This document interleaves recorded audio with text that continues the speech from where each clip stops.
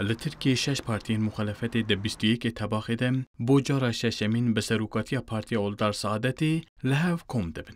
لیبلی بریا و کمبون سروک سعادت تمل کراماللاولو د برنامه که تلویزیونی دراگهاند کو ایدیوک بری گرینگی ماسه ششالی نمایه و بریا و دخویانی کراماللاولو به سروک پارتیین مخالفت رژیم یک به یک هودیتن پیک آنین. شروعکارین سیاسی او حول پارتی سعادتی وک گوهرین هفسنگی نوبر مخالفتیم و اواکرین اتفاق کنو بناv dikin.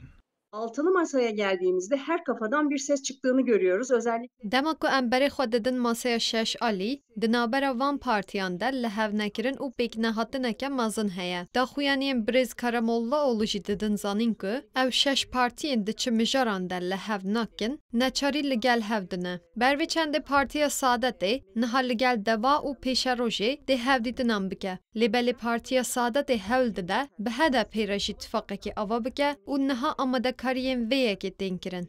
برانبری وی که زانستین سیاست جی به چند سدمان جدابون 6 پارتیان پیکان نابینن. او دبیجن پارتیا سعادتی جبو کو داخوازین ve bence bicikirin derdikeve peş. Cumhurbaşkanı adayı açıklaması noktasında kamuoyunda bir beklenti. Raya Giştiya Türkiye dinava bendevariyeke de ku ev 6 parti namzet serokkomariye eşkere bikin. Ligel veke armanca van 6 partiyan eve ku deselati û pergala rêvebirina Türkiye biguherînin. Ji ber vê çendê dê heta hilbijartinan bihevrebin.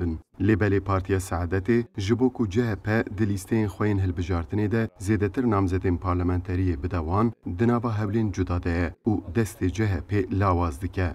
Di hilbijartinên sala 2018 parlamenteriyê de Partiya Saadetê di benbanê CHP de ketibû hilbijartinan û di kontenjana CHP de du parlamenter bi dest xistibûn.